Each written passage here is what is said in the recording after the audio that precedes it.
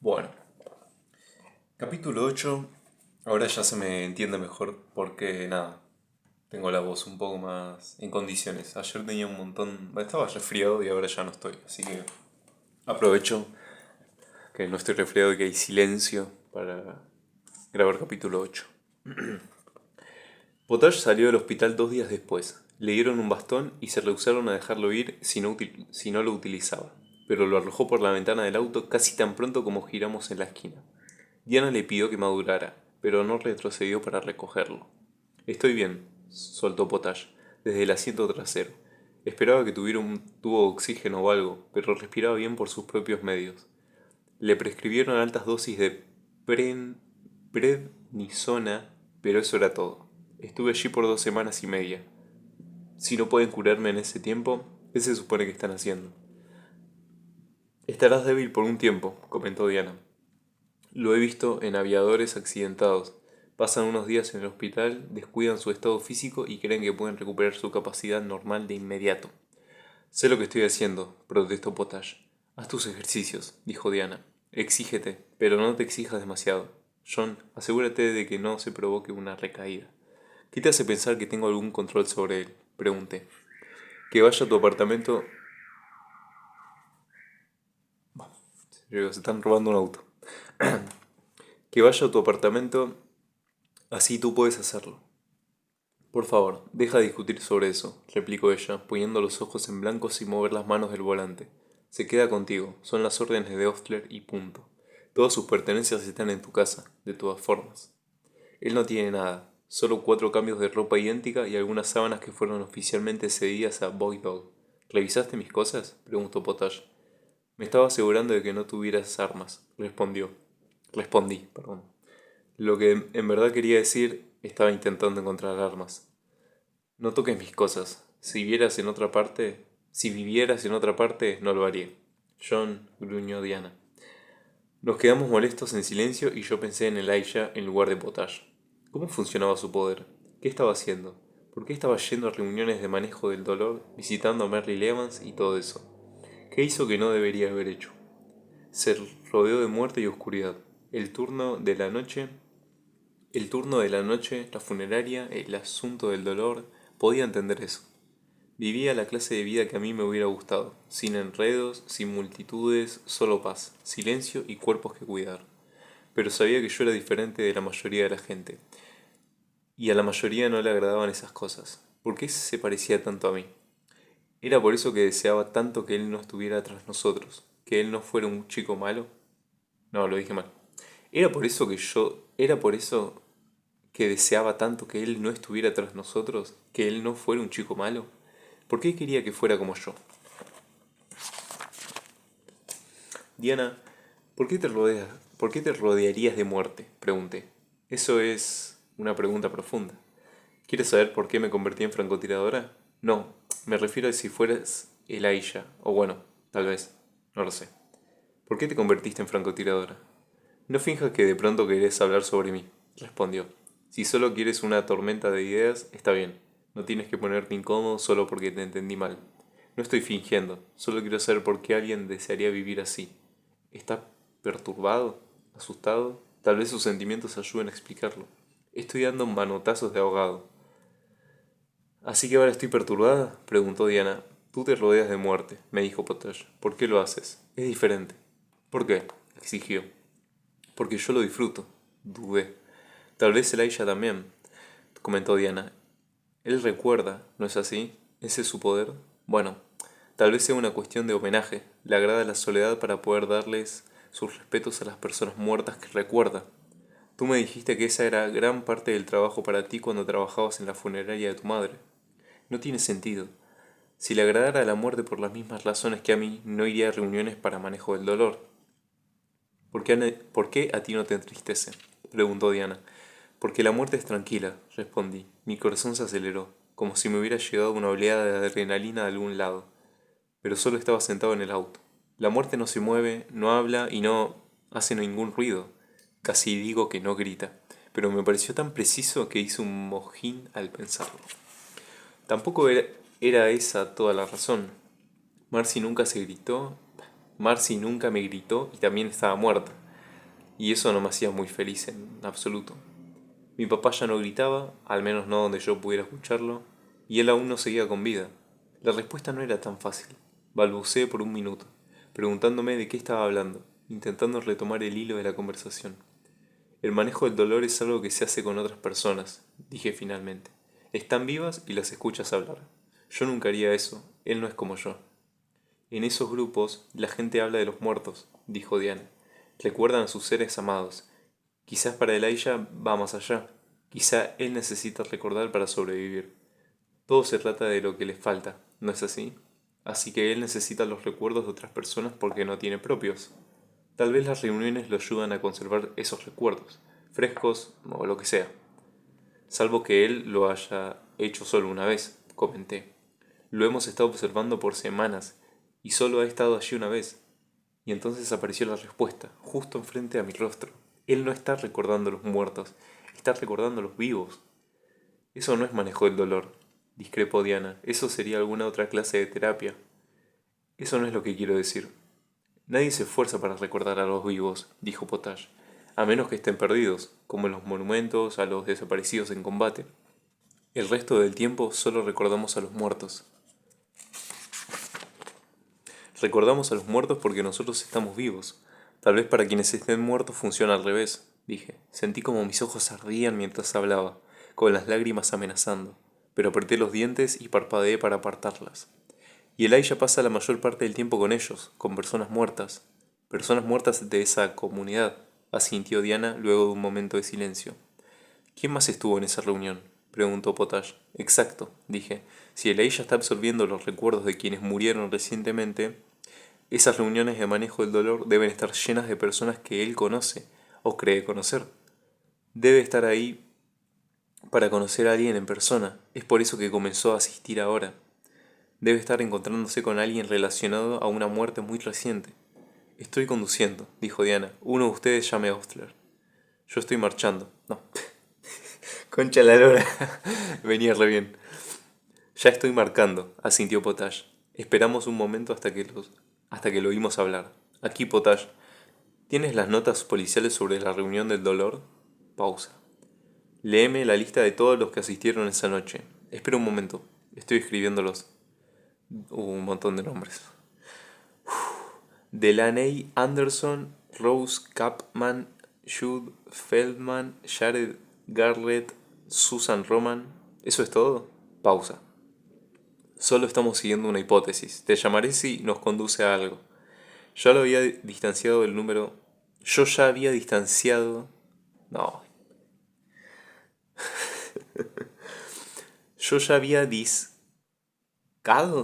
Dice eso. Discado. Nunca leí esa palabra en mi vida. Yo ya había discado el número de la funeraria. Y estaba listo. Presioné llamar y esperé mientras sonaba. Buenas tardes, contestó una mujer. Gracias por comunicarse con la funeraria Cochran. ¿Cómo puedo ayudarlo? Necesito hablar con el señor Cochran, respondí. Al igual que la mayoría de las funerarias, era un negocio familiar. Habíamos hablado con Rudolfo Cochran antes, en calidad oficial de agentes de FBI. Él sabía que estábamos investigando algo, pero no sabía de qué se trataba. No sabía que se trataba de un empleado. No. Para. Él sabía que estábamos investigando algo, pero no sabía que se trataba de un empleado suyo. Prometió no decírselo a nadie, pensando que era un asunto de máxima seguridad, y esperaba que cumpliera con su promesa. Si Elijah se enteraba de que lo estábamos investigando, y especialmente de que estábamos tan cerca, podría escapar. No queríamos perderlo. Un minuto más tarde, transfirieron la llamada a otra línea y sonó algunas veces más hasta que Cochran contestó. Rudolfo Cochran al habla. Le habla John Claver del FBI. Hablamos la semana pasada. Sí, tú eres el jovencito. Sí, tenemos algunas preguntas de seguimiento si no le importa, y le recuerdo que es un tema de extremo secreto. Potage me entregó la lista, garabateada detrás de una de sus autorizaciones. Leí los nombres en orden. ¿Ha trabajado con una Delaney Anderson? Permíteme buscar los registros, dijo. Escuché algunos clics a través del teléfono y algunas teclas de teclado. Delaney. Correcto. Nada. ¿Qué hay de Jude Feldman? Escuché más teclas sonar. Tenemos un Feldman en un sistema de hace 2 años, pero no es Jude. Eso debería significar algo. Ross Capman. Clic, clic, clic.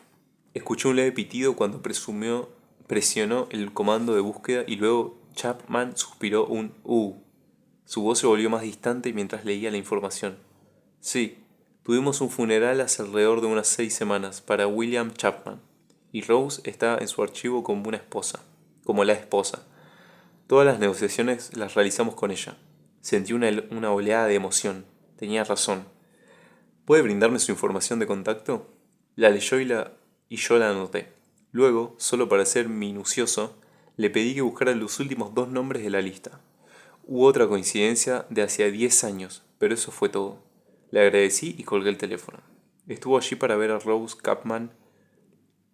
Estuvo allí para ver a Rose Chapman. Lo leí mal todas las veces. Chapman. Les dije a los demás. Tiene las memorias de su esposo. Le di a Diana la dirección y ella cambió el rumbo de inmediato. Busqué en mi teléfono y encontré una enorme lista de Rose Chapman. De a poco la reduje a la que estaba en Fort Bruce. Encontré su perfil en Facebook y maldije en cuanto la vi. ¿Cuál es el problema?, preguntó Diana. Le mostré la pantalla, pero ella le echó un vistazo y negó con la cabeza, regresando la vista al camino. No puedo mirar, dime. Déjame ver, dijo Potage. Le enseñé el teléfono. La reconozco, expliqué. Apareció en las fotografías de vigilancia, las que tomamos en el almacén. La mujer junto a las verduras, asintió Potage. Exacto. Él no habla con nadie, jamás, pero mantuvo una conversación de 3 minutos con Rose Chapman en el sector de verduras. La está acechando, dijo Potage. Él tiene las memorias de su esposo, por lo que sabemos que piensa que es su esposo. Se acecha a las familias de las personas fallecidas. ¿Por qué nunca lo vimos en la investigación?, exigió Diana. Esta es la clase de situaciones que deberíamos ver, maldición. Tal vez es algo nuevo, arriesgué. Tal vez él, no lo sé, tal vez tiene reglas. Deprisa, dijo Potage y realizó otra llamada telefónica. ¿A qué te refieres con reglas?, preguntó Diana. Eso no tiene nada que ver con esto. Reglas para evitar lastimar a alguien, respondí. ¿Tendría realmente tanto sentido como pensaba, o solo estaba viendo reflejos de mi personalidad donde no lo sabía? Tras más de 15 años en la funeraria, tomando las memorias de un nuevo cuerpo, no sé qué tan a menudo debe tener una conexión personal con la mitad de la ciudad. ¿Es padre de alguien, madre de alguien, hermano, hijo, mejor amigo? Literalmente está rodeado de personas que recuerda cercanas a él, pero nunca lo vimos acechando a nadie, a excepción tal vez de Merry, dependiendo de su definición. Y les aseguro que es porque tiene las reglas para sí mismo para evitar hacer contacto con personas que conoce. Pensé en Marcy y qué haría si una persona cualquiera afirmara ser ella, regresando de la muerte. No puede hablar con esas personas sin aterrorizarlas, así que trabaja por la noche y nunca habla con nadie. Tenemos que investigar a Merrill, dijo Diana. Quizá tenía un padre, un hermano o alguien que murió justo antes de que Elijah comenzara a visitarlo. Pero, ¿por qué Merrill y Rose y nadie más? ¿Por qué vale la pena romper las reglas por ellos? No lo sé, admití. Hay algo que no encaja, cerré los ojos, intentando recordar todo lo posible sobre nuestra investigación.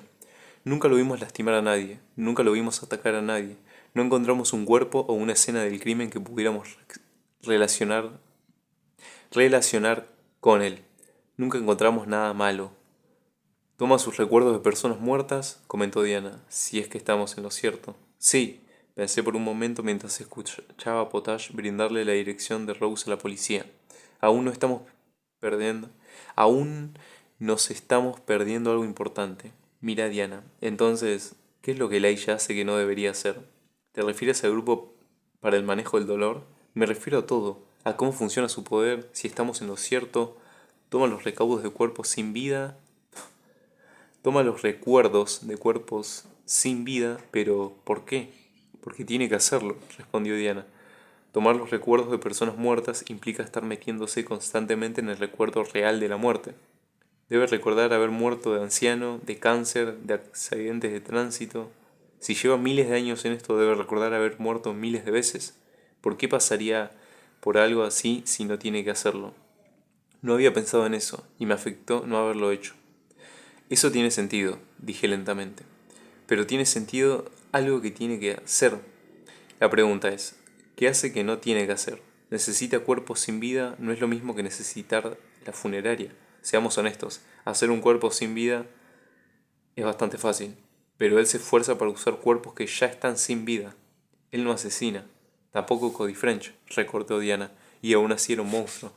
Cody French hacía enloquecer a las chicas. Elijah Sexton no lastima a nadie.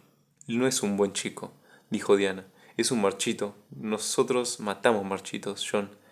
Ese es todo nuestro trabajo, toda nuestra vida. ¿Y si él es diferente? No lo es, dijo con firmeza. Ya escuchaste a Ostler.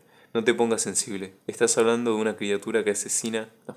Estás hablando de una criatura que asedia a la humanidad desde hace miles de años. No sabes eso. No sabemos nada. Estamos a ciegas, incluso más que cuando atacamos a Mary Gardner. Y ella asesinó a Kelly por eso. Si tratas a Elijah Sexton como algo menos que odio puro, estás muerto. ¿De acuerdo? Él te matará y probablemente el resto de nosotros contigo. Al igual que los otros marchitos mataron a todas las personas con las que se cruzaron. No todos son malos, dije, con un deseo casi irracional de convencerla, o a mí mismo. Solo porque pienses que alguien es malo no significa que lo sea. Incluso si era malo, puede cambiar. Estás equivocado, John, respondió Potash al colgar el teléfono. Su voz era fría y dura. Acabo de hablar con la policía. Cuando escribieron su nombre en el sistema, encendió una alarma de inmediato. Su hermana hizo una denuncia por desaparición esta mañana. Rose Chapman ha desaparecido. Ya estábamos casi a mitad de camino de la casa de Rose Chapman, así que llegamos antes que nadie. Había un automóvil en la entrada, aunque tanto el coche como el camino estaban cubiertos por más de 2 centímetros de nieve.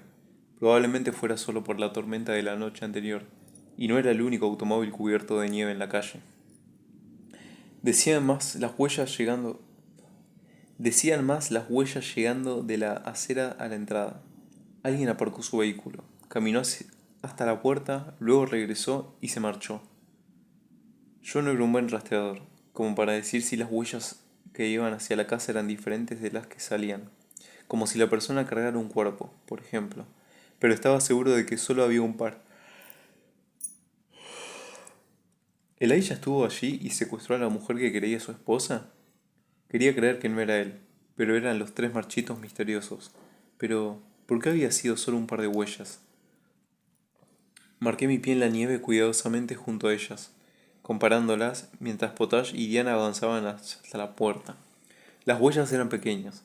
Tal vez no se trataba de un marchito, sino de la hermana que reportó la desaparición de Rose. Quiero que seas bueno, Elijah, por favor, sé bueno. Quien haya cambiado por aquí, Quien haya caminado por aquí fue adentro, dijo Potash, inclinándose junto a la puerta. Se sacudió la, se sacudió la nieve de los zapatos en el tapete y luego se paró sobre ella al salir. ¿Cómo lo sabes? Me doy idea de esas cosas, respondió encogiéndose de hombros. Diana tocó el timbre y yo subí los escalones de la entrada para unirme a ellos, esperando un momento. Tocamos otra vez, luego golpeamos la puerta con fuerza. Nada. Declaro que hay una causa probable, dijo Diana tomando su arma. Potash ya había sacado la suya. Metí la mano en el bolsillo de mi abrigo para sentir mi cuchillo. No salí sin él. No salí sin él en semanas. Diana nos miró, asintió y abrió la puerta de una patada. No había signos de lucha en la entrada, aunque sí había agua donde alguien entró con nieve en los zapatos. La puerta tampoco tenía señales de haber sido forzada, a excepción del golpe de Diana. Quien hubiera entrado lo hizo pacíficamente, lo que significaba que tenía una llave. Eso implica, eso implica que había sido la hermana y el estado de las huellas sugería que fue esa mañana, después de la nevada. La falta de otras pruebas significaba que Rose Chapman desapareció antes de que nevara, sin su auto, probablemente un día o dos antes, ya que la policía no acepta denuncias de desaparición hasta pasadas las primeras 24 horas. Si la hermana estuvo allí y no encontró nada, probablemente podíamos movernos por la casa con seguridad, pero luego de nuestra experiencia con Mary Gardner, ninguno bajó la guardia. Diana y Potash seguían con las armas en alto, y yo saqué silenciosamente mi cuchillo de su funda mientras nos adentrábamos en la casa. Me sentí mejor con un cuchillo en la mano, como si siempre hubiera estado incompleta sin él, y solo entonces estuviera completa. La puerta de entrada llevaba directamente a un comedor. En las paredes colgaban pinturas de países y una fogata de quienes asumí que serían Rose y William Chapman. ¿Ella le habría unido en la muerte? ¿Elijah Sexton estaría recordando las vidas de ambos? Pasando el comedor había una cocina y un pequeño corredor que conducía al resto de la casa. Recorrimos cada habitación lentamente, revisando detrás de las puertas y muebles, registrando cada lugar al pasar. Un baño, un cuarto de lavado, un armario en el corredor lleno de cajas de cartón húmedas, una habitación principal a un lado del corredor y una de invitados al otro. No había nadie en ninguna de ellas, vivo o muerto. La habitación principal tenía un ventanal corredizo que salía al jardín trasero, un pequeño patio a un lado y un camino al otro, que llevaban a un garaje, pero la nieve allí era mucho más profunda que la de enfrente, y no tenía huellas. Lucía como si nadie hubiera estado allí en todo el invierno. Potash revisó el último armario y negó con la cabeza. Nada. Muchas casas en la ciudad tienen un sótano, dijo Diana, pero no vi una entrada. Tal vez afuera. Si alguien lo hubiera usado recientemente habríamos visto huellas en la nieve, comentó Potash. Miró hacia afuera, respirando con dificultad. Vale la pena revisar de todas formas, destrabó el ventanal. Pero Diana puso una mano en su brazo. Yo iré, tú acabas de salir del hospital. Abrió la ventana y salió. Lo llamaré si parece sospechoso. Vean qué más pueden encontrar, pero no dejen huellas, cerró al salir. Por supuesto que no dejaré huellas, protestó Potash. ¿Acaso soy un idiota? Lo ignoré y comencé a revisar las cosas sobre las mesas de noche y el tocador, usando el cuchillo para moverlas, sin tocarlas directamente.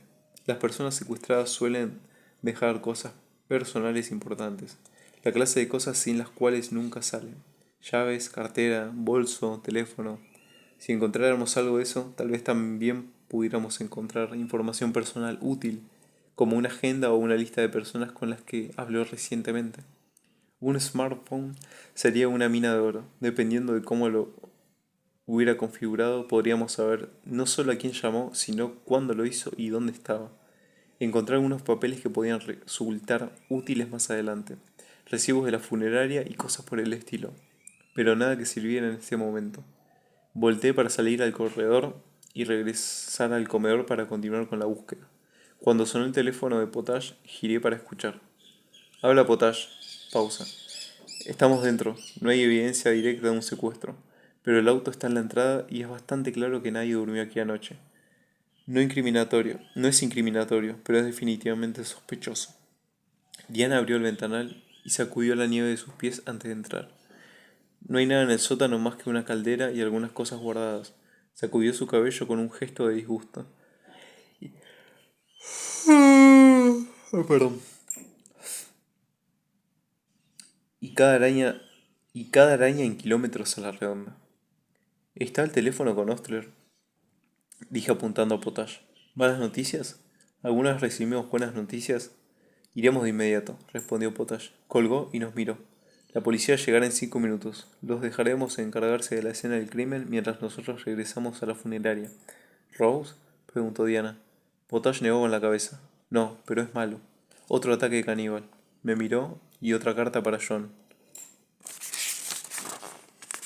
Otra carta, la concha.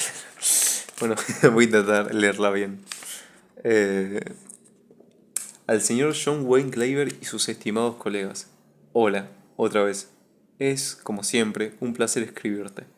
Aunque admito que no te he dado muchas posibilidades de responder desde mi carta anterior. Aún peor, no te he dado los medios para hacerlo, y estoy muy apenado por ello. Solo alguien grosero podría estar conforme con una conversación unilateral. Y te aseguro que no soy tan patán como para hablar y hablar sobre mí mismo sin dejarte responder. En vista de lo anterior, déjame proponerte algunas opciones que podrían facilitar una discusión más interactiva. La opción que consideras en primer lugar es simplemente capturarme, pero te aseguro de que eso es ridículo. No me atraparán ni me encontrarán. La segunda opción es igual de improbable, pero en otra dirección. Puedes comunicarte de la misma forma, asesinando a tu propia víctima y dejando una nota para que yo la encuentre. Aunque te aseguro de que la encontraría, Aunque te aseguro que encontraría la nota. Imagino que tus superiores estarían muy disgustados con la forma de enviarla, hasta que llegue el momento en que no te importe lo que piensen. Tendremos que encontrar otra forma de comunicarnos. La tercera opción sería... La tercera opción entonces sería para considerar. Puedes publicar una carta en el periódico. No será la primera vez que la policía envía mensajes de esa forma. Este método tiene subopciones. Puedes elegir enviar el mensaje abiertamente. Mis comidas sin terminar ya están en primera plana después de todo. O puedes hacerlo secreto, escondiéndolo en una carta de lectores de las que solo se lee hasta la segunda palabra. Ponte un título, ponle un título sobre leones y antílopes si lo haces. Así sabré dónde mirar. Pero, al fin de cuentas, ¿por qué molestarse con tanto embrollo? Si has estado prestando atención sabrás quién será mi próxima víctima. Dejo una nota en su bolsillo, así tendré algo de qué leer mientras me alimento. Tuyo, el cazador. Postdata. Me alegro mucho de saber que el señor Potage está recuperándose rápidamente. Que su salud recuperada le traiga la mayor felicidad posible antes del final. Bueno, y termina la carta. Dios mío, dijo el doctor Trujillo. ¿Dónde está el cuerpo? Pregunté. Aún en la autopsia, respondió Ostler señalando la sala de examinación de la estación de policía que teníamos detrás. Exceptuando, exceptuando algunos detalles estremecedores, la historia es igual que la anterior.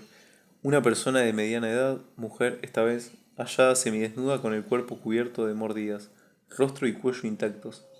La nota estaba prendida en su pecho. ¿Prendida? Preguntó Nathan.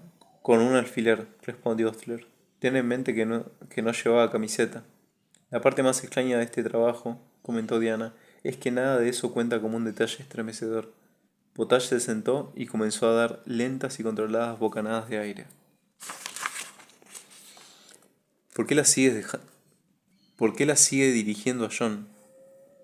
¿Por qué las sigue? Preguntó Nathan. Quiero saber de qué se trata todo esto. También mencionó Potage, aclaré. Pero son para ti, insistió Nathan.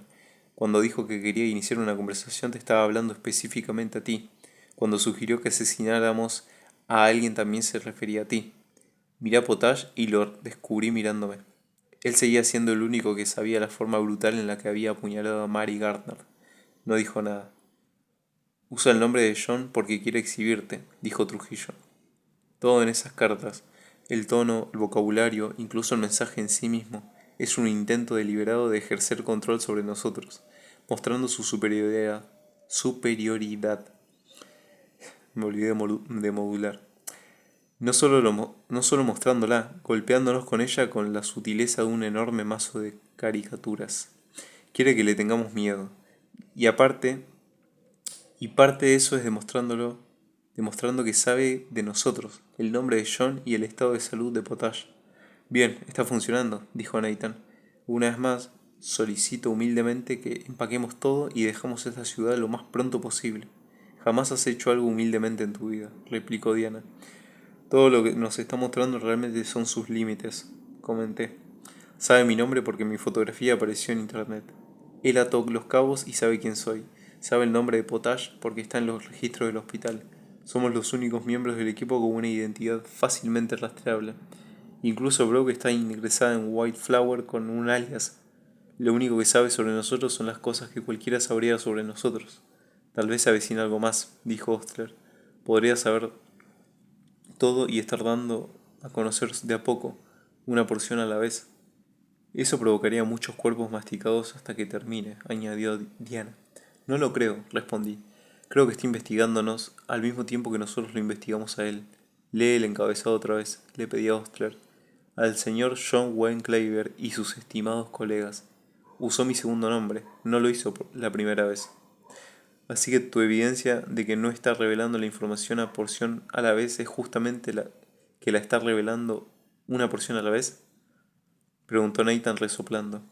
Quiero decir que no es información nueva, que mencionar el nombre de Potage al final fue una verdadera sorpresa, pero ¿a alguno de ustedes les sorprendió que dijera mi segundo nombre? ¿Alguno de ustedes siquiera lo notó? Nosotros ya sabíamos que él sabe quién soy. Revelar mi segundo nombre no cambia eso. Así que o lo sabía de antes y olvidó mencionarlo, lo que no es exactamente amenazante, o lo acaba de descubrir y lo está presumiendo. Si es la primera, ¿a quién le importa? Y si es la segunda, entonces sabemos que está descubriendo las cosas sobre la marcha. La próxima carta nos dirá más, dijo Trujillo. Si menciona el alias de Broke en lugar de su verdadero nombre, sabremos que tiene información defectuosa. Si menciona a Ostler, sabemos que tiene conexión con la policía, ya que ellos son los únicos que lo conocen. Si menciona a cualquiera de los demás sería realmente un problema. Pero aún así será algo desde donde seguir su información hasta la fuente. A menos que pueda leer mentes. Como discutimos antes, dijo Nathan, entonces podría saberlo todo, y en cualquier rastro que queramos ver la información sería una ilusión. No quiero encontrar más cartas, afirmó Ostler con firmeza. Dijo que ya deberíamos haberlo descubierto, que ya tenemos pistas suficientes de quién será su próxima víctima. Así que descubrámoslo y detengámoslo. ¿Quién era la víctima esta vez? Preguntó Trujillo. Balin Maetani, respondió Ostler alzando una bolsa de evidencia con la identificación de la víctima. Su cartera seguía en su bolso. Hice algunas llamadas mientras estaban en camino. Trabaja en una compañía de software. Project Manager. Si eso les dice algo. La primera víctima trabajaba en una tienda de computación, dijo Diana mirando a Trujillo. ¿Cuál es la conexión? Sentí una leve punzada de ira de que todos siguieran preguntándole a él esas cosas y no a mí, pero al menos me dio tiempo para pensar en la carta más detenidamente. ¿El asesino estaba usando mi nombre solo para asustarnos o en verdad se estaba dirigiendo a mí directamente? Si me investigó, debía haber descubierto mi conexión con Crowley y Foreman, y si sabía algo acerca de la extensa comunidad de marchitos, probablemente también supiera sobre nadie. Sabía que había matado a personas, y ahora estaba pidiéndome que lo hiciera otra vez. La ocupación de las víctimas probablemente no tenga nada que ver, dijo Trujillo mirando la identificación. La mente de los asesinos seriales no funciona así, aunque debo admitir que todo tiene sus excepciones. También es poco probable que estén apuntando a un grupo demográfico específico, ya que hasta ahora ha asesinado a ambos géneros y dos razas diferentes. Maetani era asiática. ¿En verdad? Mi mente dio un brinco. ¿Tienes un problema con eso? Preguntó Nathan. Tengo un problema con que Oster se guarde información clave, respondí. Si realmente nos conoce tan bien como dice, entonces asesinar a una mujer asiática puede ser una referencia a Kelly. Y si asesinar a un hombre blanco fue una referencia a Potash, debemos tener un patrón. Genial, comentó Nathan. ¿Así que nos está convirtiendo a todos en marionetas? ¿Eso significa que la próxima víctima será un profesor investigador negro? ¿O cualquier hombre negro serviría? No saquen conclusiones apresuradas, advirtió Trujillo. Es mucho más probable que estén aprovechando las oportunidades que se le presentan cuando y donde puede. Ya es muy difícil encontrar una víctima que pueda asesinar sin ser visto, ni hablar de complicarse con razas, géneros y quién sabe qué más. La explicación más simple es que tiene un área de caza específica, un escenario o un tipo de escenario, y todas las víctimas salen de ahí. Miró Ostler. ¿El cuerpo fue hallado en algún lugar cercano al anterior? En el lado opuesto de la ciudad, y fue abandonado en un cruce de trenes en vez de ser arrojado en el basurero de callejón. No parece una conexión. Un cruce de trenes tendría una cámara, dijo Potash. Debe haber una toma del asiento, al menos del auto. La policía ya está investigándolo, respondió Ostler. Estaba en silencio porque no sabía qué sentir, o supongo que podía decirse que estaba sintiendo muchas cosas a la vez.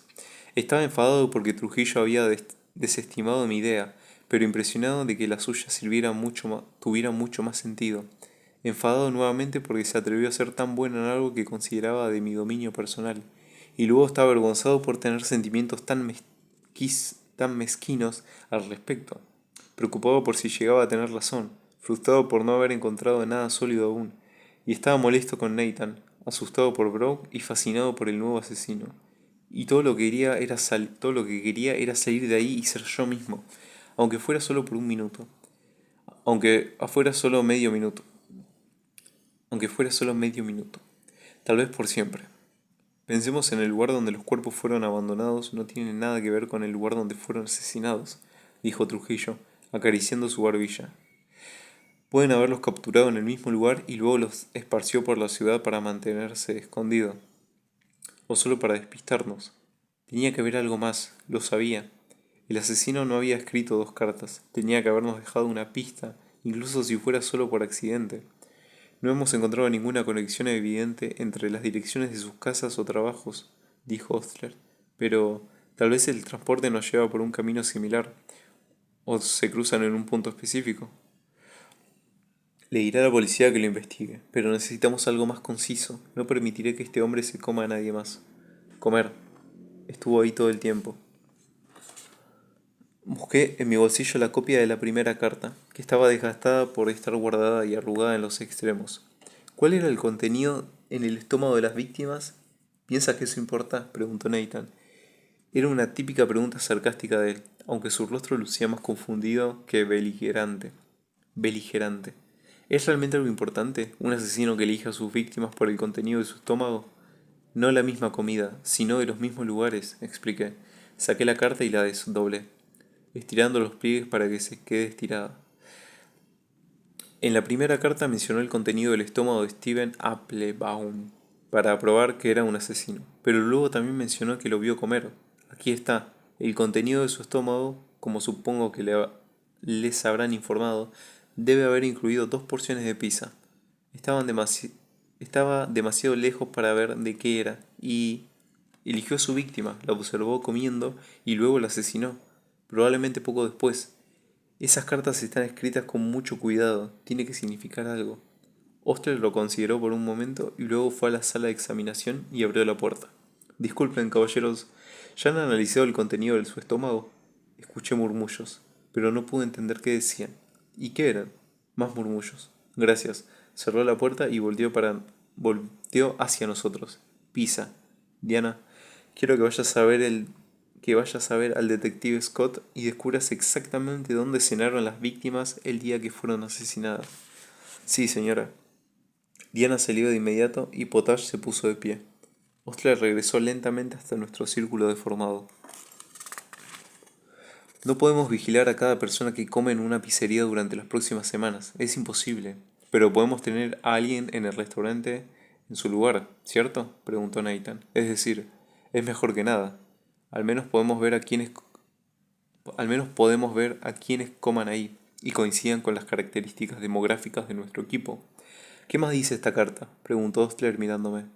Me tomó toda mi fuerza de voluntad no mirar a Trujillo, regodeándome con la petulancia del triunfo que me haya preguntado por a mí y no a él. Ya nos has dado la mayor pista, respondí. Se nombró a sí mismo. Ya sabíamos su nombre, dijo Nathan. O tal vez. No sabemos si el caníbal es Guidry o uno de sus amigos. Pero de cualquier forma, el nombre no nos ayuda. Su verdadero nombre no lo haría, asentí. No compró a una alterada por Guidry para hablar con nosotros, pero su carta tenía algo mejor. Él eligió un nombre para sí mismo. Podría haberse llamado cualquier cosa en el mundo, y escogió el cazador. Eso dice muchísimo. Muchísimo. Y es significativo como, insistió. Es lo mismo que la metáfora sobre leones y antílopes. Esa es la metáfora. Él se describió como un depredador. Un cazador es otra cosa, queriendo o no. Nos está diciendo que la caza en sí misma es importante, no solo comerse a la víctima, sino encontrarla, acecharla, alinear sus movimientos con los de ella. Se ve a sí mismo como un cazador. ¿Y su presa es un grupo de vagos en una pizzería?, continuó Nathan alzando las cejas. Su presa somos nosotros, dijo Trujillo con voz grave. Creo que podemos ser más específicos, comentó Ostler. Si se aplica la teoría demográfica, las dos víctimas hasta ahora representan a 2 de las 3 personas que mataron a Mary Garnett. Sus ojos se fijaron en mí. Sus ojos se fijaron en mí. Tú eres la tercera, y él ya sabe tu nombre. Tan tan tan. Bueno, fin del capítulo 8. Quiero hacer un pequeño inciso, como siempre. Hubo un momento, creo que en la tercera carilla, que leí casi todo perfecto. O sea, fue increíble. Después me empecé a trabar, me acomodé, encima puse pausa en la grabación, me acomodé porque estaba muy incómodo, obviamente. Pero en un momento leí súper bien durante toda una carilla y parte de la otra y después me empecé a trabar. Obviamente, como siempre, empecé a leer más rápido y por ende me empecé a confundir. Bueno, en fin, detalles.